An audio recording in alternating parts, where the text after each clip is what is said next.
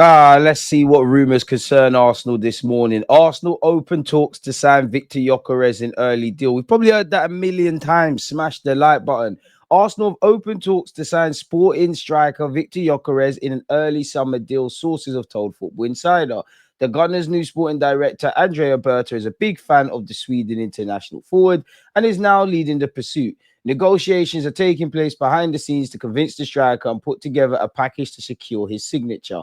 In a new twist, Gyökeres is now the first choice Arsenal striker target, following previous links with the likes of Benjamin Sesko and Victor Osimhen. Arsenal are prioritizing the signing of an elite number 9, which is music to my ears, in the upcoming summer transfer window after falling short in the Premier League title race this term. Gabriel Jesus and Kai Havertz both picked up season-ending injuries, although we hear Kai Havertz might return sooner rather than expected early this year, leaving the likes of Trossard and Marino to lead the line for Mikel Arteta's side. Gyökeres, who is under contract with Sporting until June 2028, has hit 47 goals in 46 outings across all comps this season. Wouldn't that be lovely at Arsenal?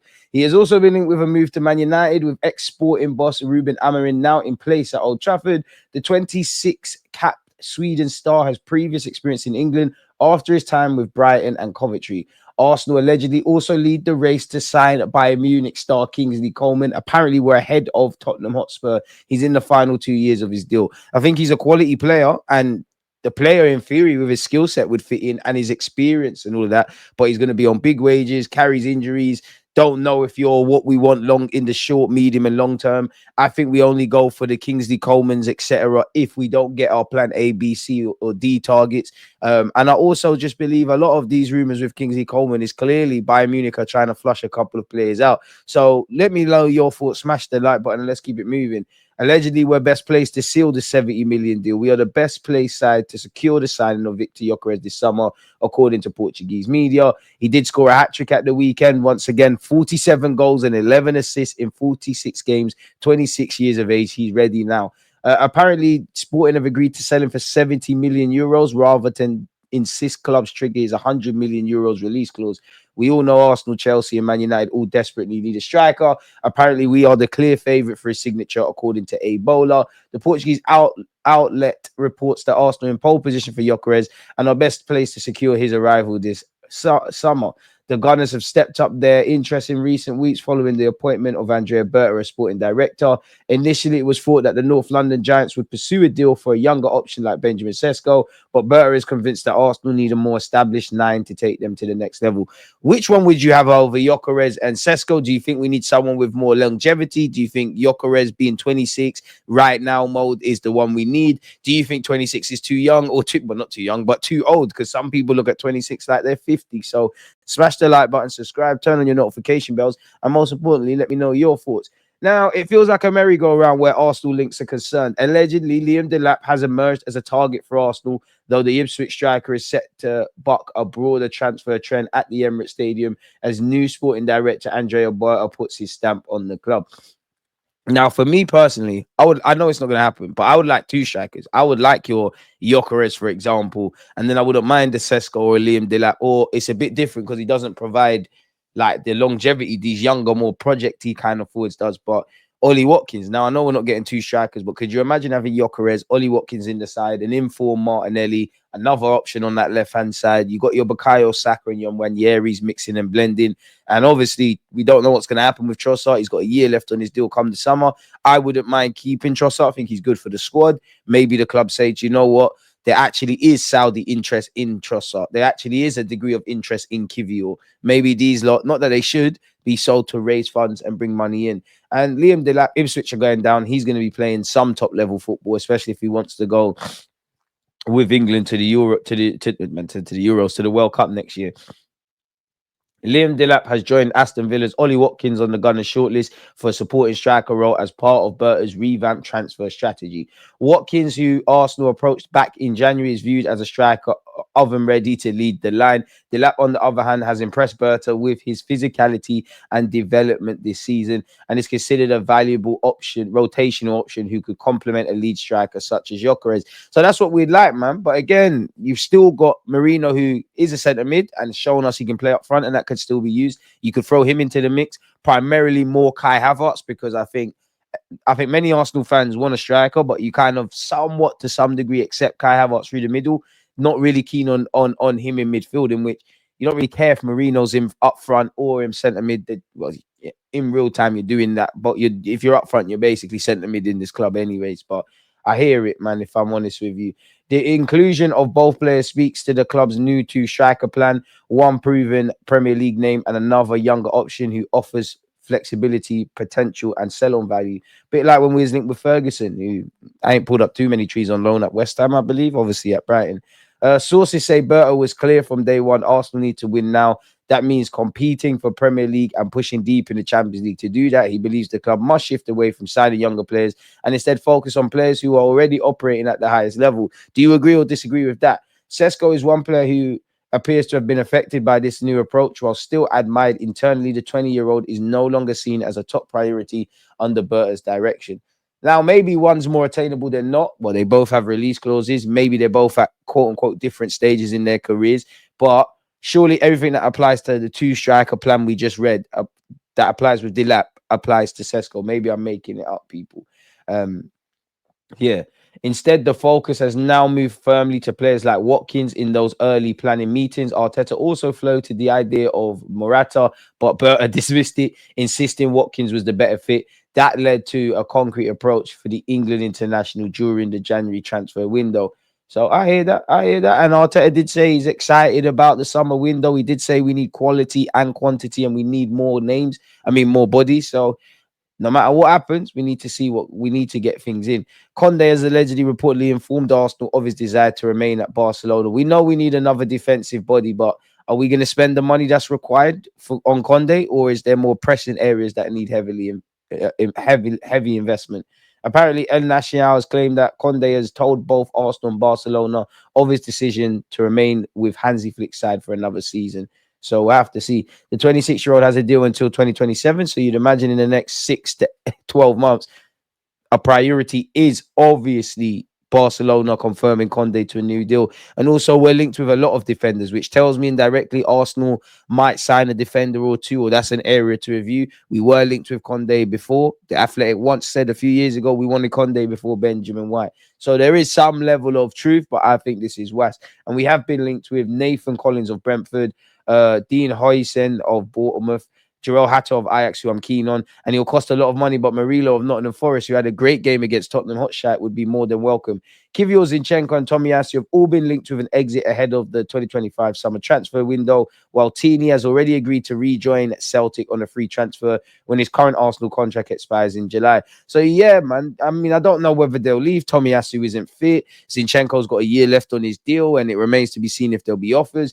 Kivior is always linked with moves away back to Italy. He struggled for first-team football. He's doing quite well recently with his run in the side and had 2 games against Real Madrid that he did well. Is that going to convince potential buyers to go the other step and make bids? Will Arsenal say, you know what, this is a player that we can get some money on? I don't know. But there's a couple of players you can add speculation to in the defensive ranks, as I keep saying. You can force it and say Gabriel Magalhaes and obviously Saliba because of their contract. You can do what the papers are probably talking about, like, oh my God, Timber's first choice is over for Ben White, and force it with them. We all know that doesn't apply to them. And obviously Lewis Kelly, who technically contracted until 2026. We see rumors that he's likely to sign a new deal.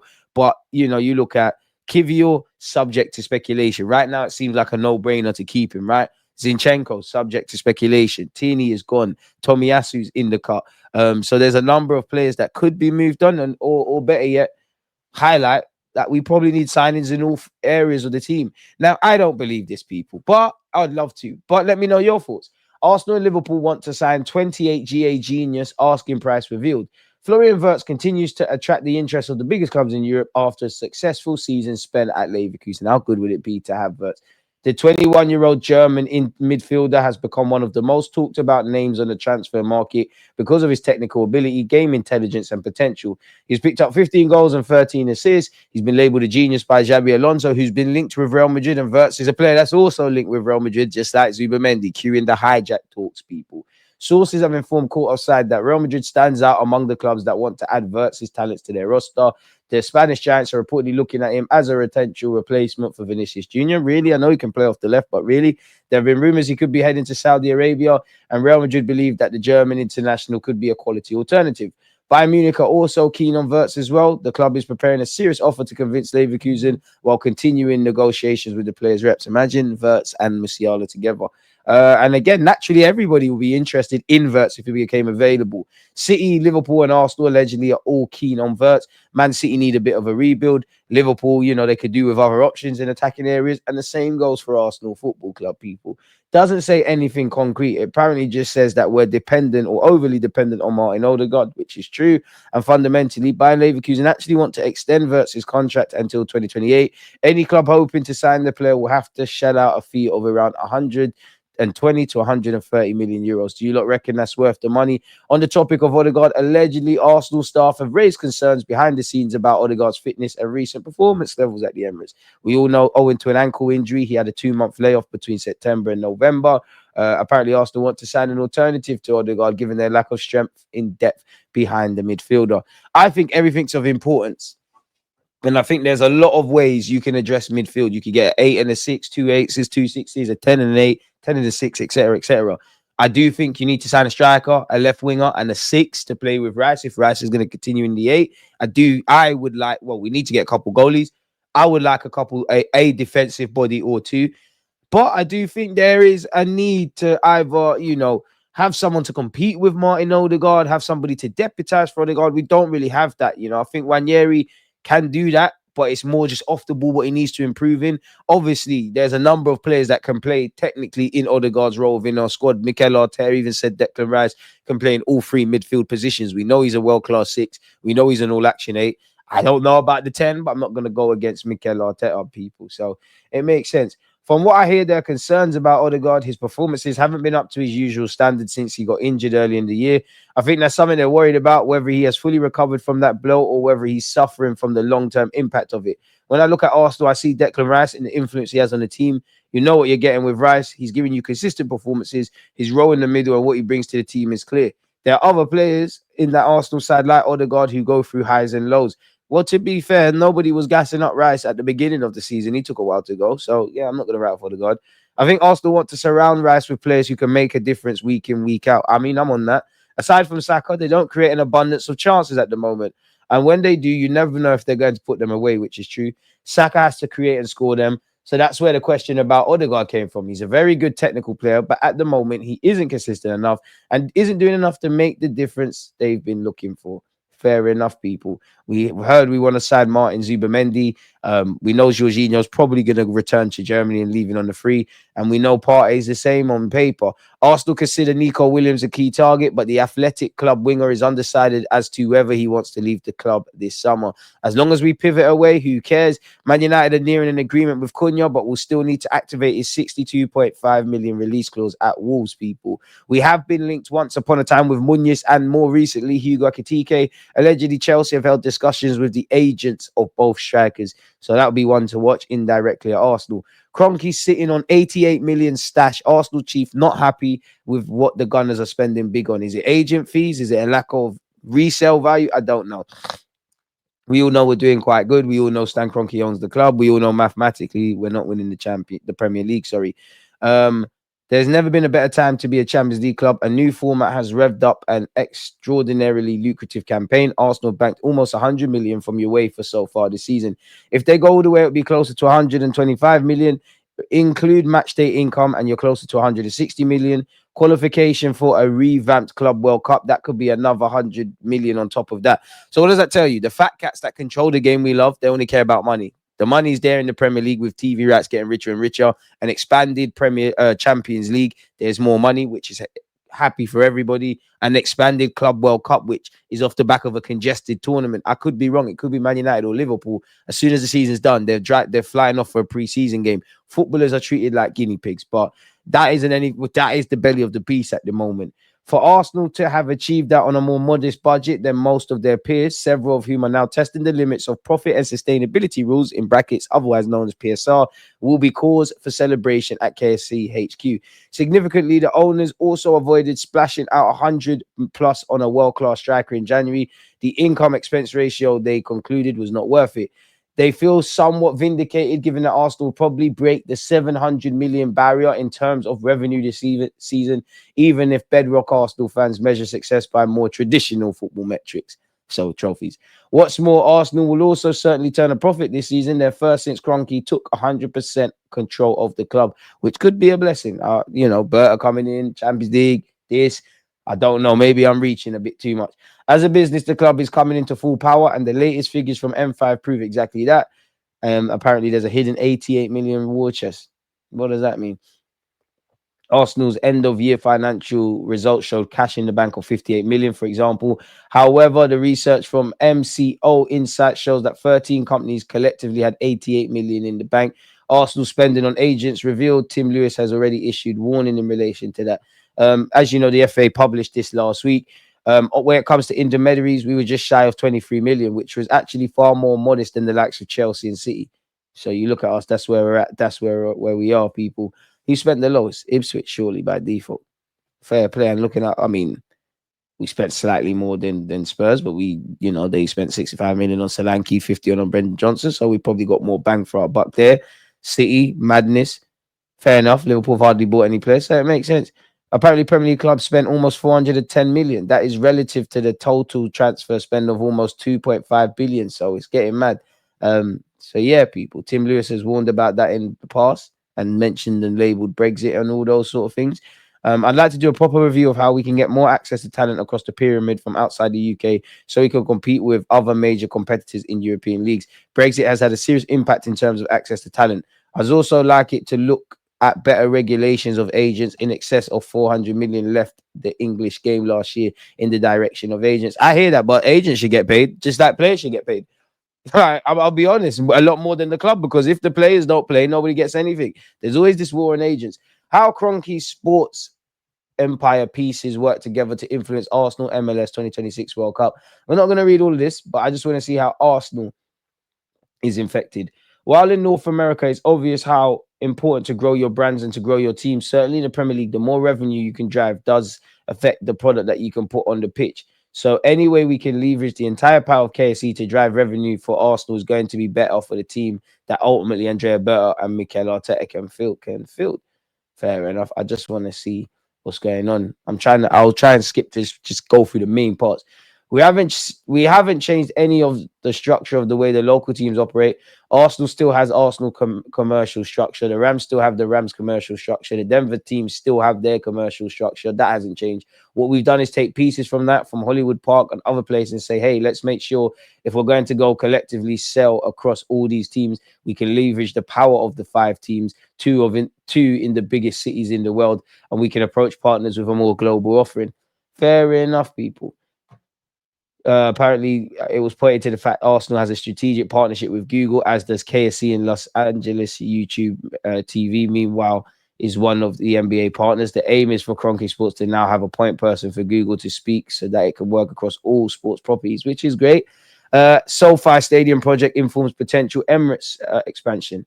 With news that Arsenal is considering expanding the Emirates, it would be seen prudent for KSE to apply their learnings from building the NFL's 5.5 billion in brackets 4.1 million pounds SoFi Stadium, which will host 8 World Cup matches, including the US men's opener. I do think if you look at something like the Emirates, there are a lot of things that you would look at the SoFi and say, are there any ways we could bring some of this to drive revenue to improve fan experience?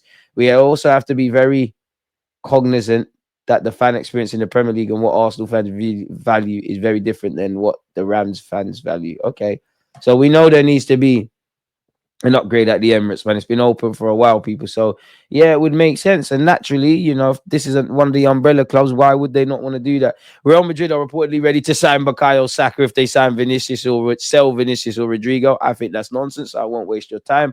Partey immediately agrees to Arsenal exit with 3-year contract on the table. Partey is set to enter the open market this summer as his contract at Arsenal heads towards expiry. He's been near ever present for the Gunners this term, but looks bound for the exit door at the end of June, despite more appearances and goals than in any of his 4 previous seasons with Arsenal. Apparently, Jorginho and Partey will both be allowed to leave, with 2 midfielders set to attract plenty of interest from potential signings. Now, apparently, the Saudi Pro League interest in Thomas Partey has not gone away, people. Sasha Trivedi, a reporter for Sky, said that allegedly Partey is keen on a move to Saudi. He's been linked with Premier League sides, never heard that. Serie A clubs every now and again. Has also been linked with Barcelona and his former club, Atletico Madrid. He's done very well. He's done very well. This season. The 31-year-old's performances have not gone unnoticed by Saudi Pro League teams, and discussions between his entourage and officials from the league over a 3-year deal are well underway.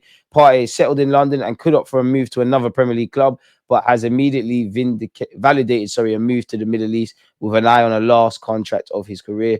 Arsenal already have post-Partey transfer plan, which we're going to need. We've been linked with Kimmich. I don't think anyone's going to take that in. And also he signed a new deal. And we've also been linked with Zubimendi. So there was a lot for Arsenal Football Club to do. What's this? If it will refresh, I guess we'll find out. Man United, Arsenal, Liverpool are set to receive financial windfall after Burnley and Leeds confirmed their promotion to the Premier League. Congrats to both of those teams, especially Leeds. What does that mean? Okay, so it's mentioning of parachute payments. Promotion means they will now instead pick up more than 110 million thanks to the television and prize money deals. As a result, the 51 million in unpaid parachute payments will be divided by the top flight clubs. That means United, Liverpool, and Arsenal can all expect to receive a sum from that split. Okay, so not as glorious as it stands out, but who knows, man?